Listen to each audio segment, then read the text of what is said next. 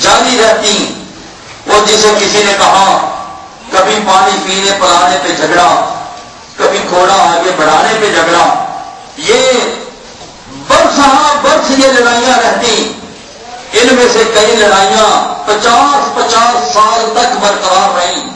خاندانوں کے خاندان تباہ ہوتے، نسلیں اجڑ جاتی، لیکن یہ لڑائیاں، غم و غصے کا یہ اظہار، یہ ایک دوسرے کی مقابلہ بازی، یہ مسلسل جاری رہتی.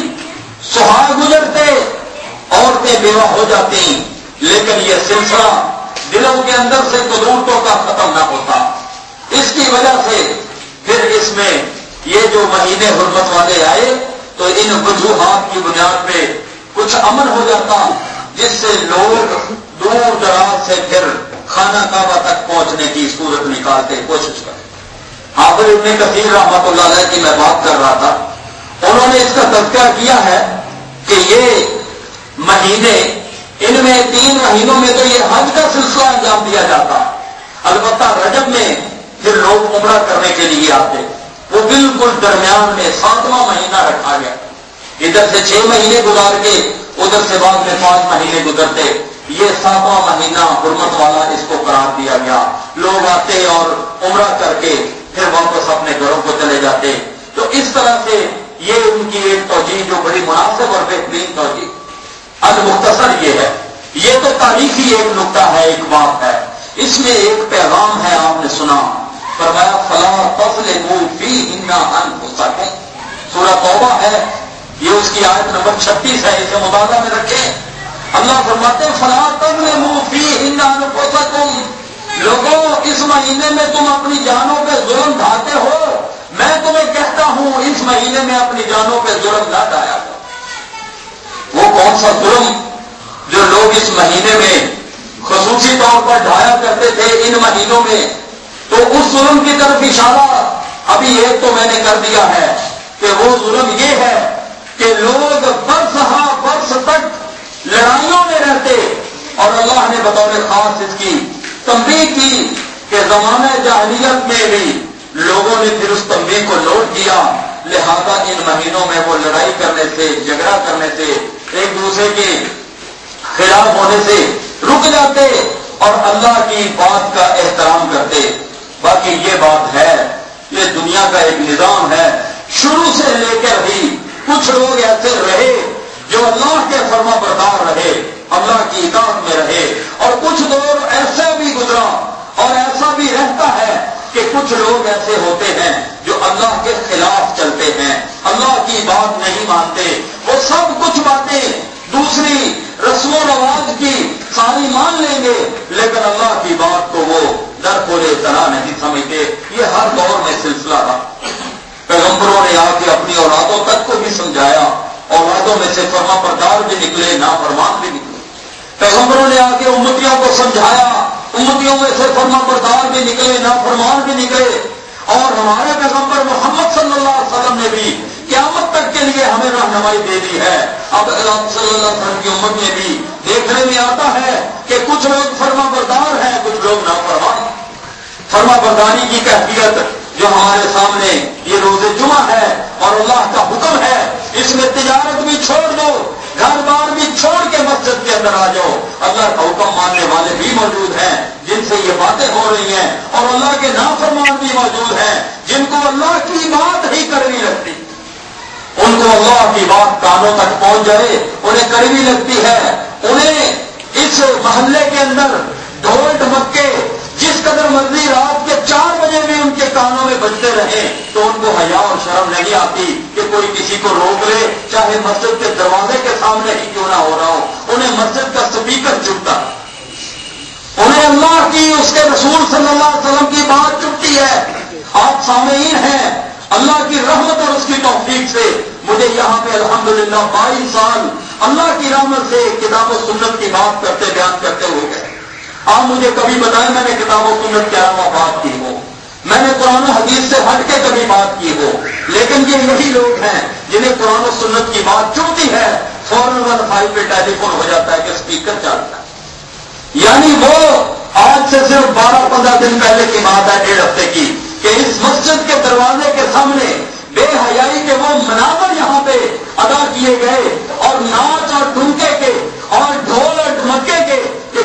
گناہگار انسان کو یہ توفیق نہیں ملی کہ یہاں پہ جا کے کسی کو کوئی روک دے کہ یہ تم مسجد کے سامنے جو بے حرمتی کر رہا ہے تجھے اس کا کوئی احساس نہیں.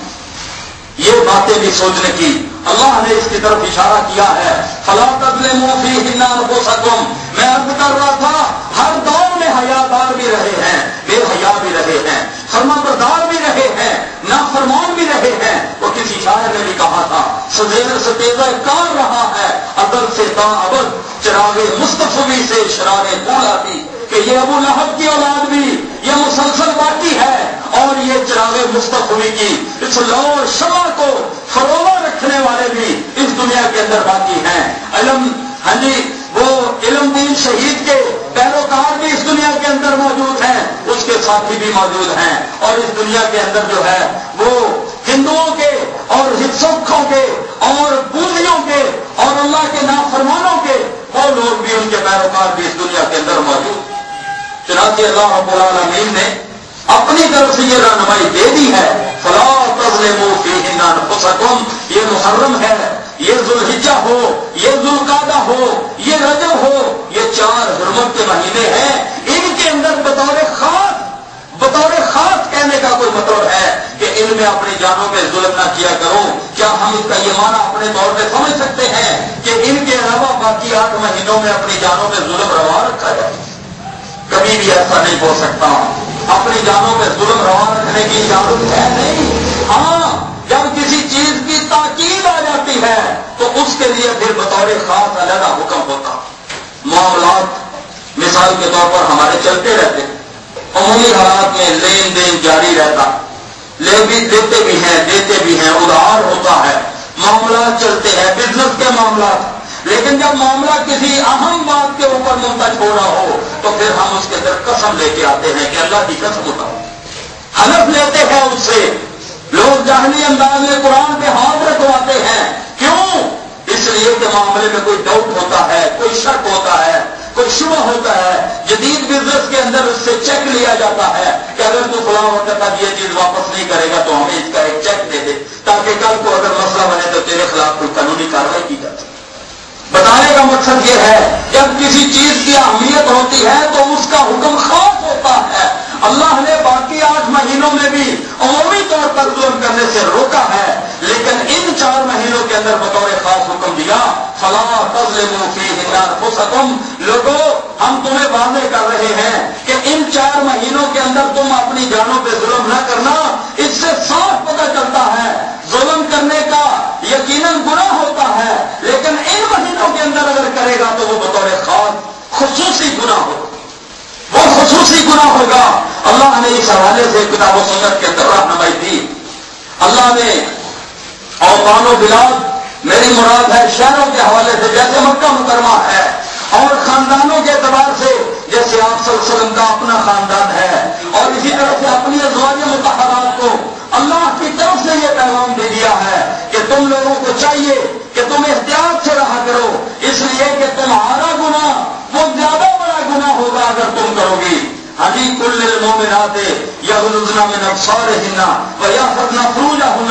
جیسے اللہ تعالیٰ نے دوسری تمام عورتوں کے مقابلے میں مومنہ عورتوں کو بطور خاص کہا کہ پردے کے عالم میں رہا کرو, ایسے رسول اللہ صلی اللہ علیہ وسلم کے اس کے نازل ہونے والے آپ صلی اللہ علیہ وسلم کے اوپر قرآن پاک میں اللہ نے یہ بات بھی کہی کہ اے نبی صلی اللہ علیہ وسلم کی بیویوں, آپ کے لیے بطور خاص یہ حکم ہے کہ آپ گناہ کی کسی زندگی کسی منہج کے اوپر کسی نہج کے اوپر نہ چلیں گی, اس لیے کہ اگر آپ بھی گناہ کے اوپر آئیں گی تو آپ کے اوپر ہونے والا گناہ کئی گنا زیادہ ہو, اس لیے کہ وہ مقام اور مرتبے میں زیادہ ہے. بالکل اسی طرح ان مہینوں کا بھی ہے.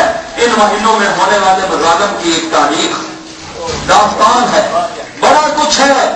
المختصر یہ ہے کہ اس مہینے کی مناسبت سے جو ہمارے ملک میں اور ہمارے ملک کے علاوہ بھی بعض جگہوں پہ جو ایک سلسلہ ظلم کا جاری ہوتا ہے وہ نوحہ خوانی ہے, وہ پیٹنے اور پٹانے کا مسئلہ ہے, وہ بالوں کو نوچنے کا مسئلہ ہے, وہ اپنے جسموں کے اوپر ان کے اوپر چھریاں چلانے کا مسئلہ ہے. اللہ رب العالمین نے اس کے حوالے سے پہلے ہی رہنمائی دے دی فلا تظلموا فیہن انفسکم. لوگوں تمہیں اس بارے میں رہنمائی دی جا رہی ہے، تم باخبر رہو، ان مہینوں میں بطور خاص اپنی جانوں کے اوپر ظلم نہ کرو۔ کوئی شخص اپنے بال نوچے، اپنا گریبان پھاڑے، اپنے جسم کے اوپر چھریاں چلائے، زنجیریں چلائے، ان کو پیٹ پیٹ کے سرخ کر دے، برا حال کر دے، صرف اس بات کی بنیاد پر کہ نواسہ رسول صلی اللہ علیہ وآلہ وسلم کو اس مہینے کے اندر شہادت ملی تھی۔ اگر نواسہ رسول صلی اللہ علیہ وسلم کو اس مہینے میں شہادت ملی تھی تو نواسہ رسول صلی اللہ علیہ وسلم کے مقام سے اونچے مقام والے لوگ، ان کو بھی اس مہینے میں ان سے پہلے شہادت ملی تھی، اس شہادت کے لیے پھر اپنے آپ کو کیا کیا جائے؟ اسی نواسہ رسول حضرت حسن حضرت حسین رضی اللہ تعالیٰ عنہ، جن کے لیے یہ سلسلہ سارا روا کیا جاتا ہے، پوری دنیا کے اندر یہ سلسلہ قائم ہے، ان کے والد حضرت علی رضی اللہ تعالیٰ عنہ 40 ہجری میں ان کو بیٹے سے پہلے باپ کو شہید کیا گیا۔ ابو لولو مجوسی نے ان کے اوپر خنجر چلائے اور وہ اس وقت محراب مسجد کے اندر نماز پڑھا رہے تھے، ان کو اس مقام پہ شہید کیا گیا۔ ان کے اس موقع کے اوپر جب یہ وقوع ہوا ہے، اس کے اوپر کسی کو یہ چیز یاد نہیں ہے۔ اور ان سے بہتر ہمارے نزدیک صحابہ کرام رضوان اللہ علیہ مجمعین میں خلفائے اربعہ کا مقام سب سے پہلے سیدنا ابو بکر رضی اللہ عنہ، پھر دوسرے نمبر پر عمر فاروق رضی اللہ عنہ، تیسرے نمبر پر عثمان غنی رضی اللہ عنہ اور چوتھے نمبر پر علی مرتضیٰ رضی اللہ عنہ۔ ہم ترتیب وار ان کے درجے کو اور مقام کو اور مرتبے کو اپنے عقیدے کا حصہ سمجھتے۔ ان سے پہلے حضرت عثمان رضی اللہ تعالیٰ عنہ کو شہید کیا گیا، وہ قرآن مجید کی تلاوت کر رہے تھے اور ظالموں نے آ کے ان کے اوپر ظلم کیا اور ان کو شہید کیا۔ اور ان سے پہلے سیدنا عمر فاروق رضی اللہ عنہ یکم محرم کو ان کے اوپر بھی یہی سلسلہ روا رکھا گیا، لیکن آج ہے کوئی جو عمر فاروق کی شہادت کے اوپر بھی یہ سلسلہ روا کرے، جو عثمان غنی رضی اللہ تعالیٰ عنہ کی شہادت کے اوپر یہ سلسلہ روا کرے؟ الحمدللہ ہم